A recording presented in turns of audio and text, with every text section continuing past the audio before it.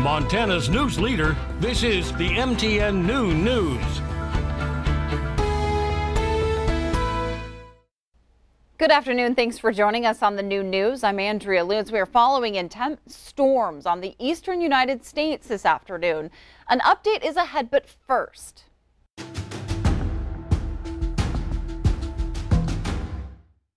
The Pfizer vaccine is set to receive full FDA approval today. Here's your leading look. Full approval could lead to more companies and schools issuing vaccine mandates.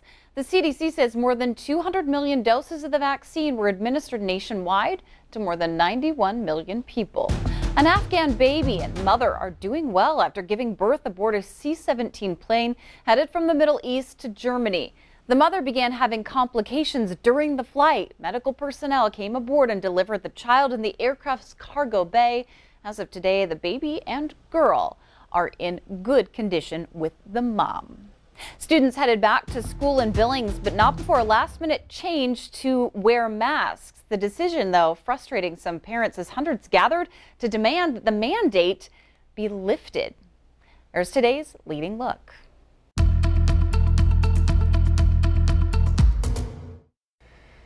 Well, it's going to be a day for most of us getting a little warmer than it has been as we take a look at our projected highs for this afternoon. Now, we see some 70s, even some 60s off to our west. That's where that cold front really making its way through already. But central and eastern parts of the region, we're in the 80s and 90s for our highs today. And we'll see some clouds move in as the day goes along. Most of us, of course, not going to see any rainfall. Let's take it back to those temperatures. The 6 to 10 day temperature trend to wrap up August and the first part of September. We're anywhere from a 33 to 50% chance of cooler than average. We go beyond that, a 33 to 40% chance we could be cooler than average, or we'll be near normal. We'll take a look at that and a whole lot more with the main forecast coming up. Now in the northeast, Henri slowly churns its way through New England. Chris Van Cleef is in Rhode Island with the latest. Waves lashed the Rhode Island shoreline Sunday as Tropical Storm Henri made landfall, with heavy rains causing transformers to explode and more than 140,000 homes in the Northeast to lose power. Stay at home, stay off the roads. Rhode Island Governor Dan McKee said at one point more than 80,000 homes were without power in his state. A lot of wind and a lot of heavy rain, and all of a sudden, boom. Irv Mazur lives in westerly Rhode Island, where the storm came ashore. He says he felt his entire townhouse shake when fierce winds brought this tree down right onto his neighbor's roof. Just outside Hartford, crews were busy clearing roads of fallen trees. We met this family among about 24 who rode out the storm at the evacuation center in Old Saybrook, Connecticut. So it just made sense to get out of your house for this one. Makes sense. Yeah, definitely. And hopefully, hope for the best. Further south in New Jersey, roads looked more like rivers as Henri left its mark in the town of Cranberry. Drivers throughout the state left their cars in the streets as homeowners assess the flood damage right outside their doors. It's upsetting because it's going to be a lot of damage for a lot of people. Definitely. Cars are under and basements are wet, so it's not good. And in New York, the storm swept boats ashore on Long Island after pouring nearly 2 inches of rain into parts of New York City Saturday night, potentially the wettest hour ever recorded there. President Biden has approved disaster declarations for several states, and the storm isn't done yet. In fact, it's forecast to come back through New England, and that could slow down repair and power restoration efforts. Chris Van Cleef, CBS News, Charlestown, Rhode Island.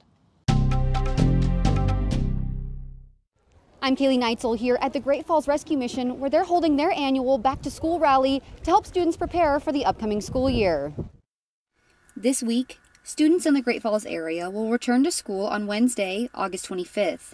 To help prepare students in need for the upcoming school year, the Great Falls Rescue Mission held their annual Back to School rally on Sunday afternoon. From 1 to 3 p.m. in front of the Cameron Family Center, located on 2nd Avenue South in Great Falls, the Rescue Mission passed out backpacks filled with school supplies. It's really amazing. You know, our community is so giving and supportive of helping those in need, and it's just a really amazing experience to be a part of. Yeah. Prior to the Back to School rally on Sunday, Volunteers donated the school supplies to the rescue mission and helped stuff the backpacks for the event. Every year, the Great Falls Rescue Mission takes a look at the community's needs and sets a goal for their back-to-school rally. This year's goal was to provide 750 backpacks to students in the Great Falls area. Some years we do 500 backpacks, some years we do 700, some years we do 1,200. Depends on what the community needs. This year we set ourselves a goal of 750 if need be. If not, then praise the Lord, we can do it, you know, with 500, whatever it is. Any leftover backpacks and supplies after the back-to-school rally event will be used for any new young residents that come to stay at the Great Falls Rescue Mission throughout the year. In Great Falls, Kaylee Neitzel, MTN News.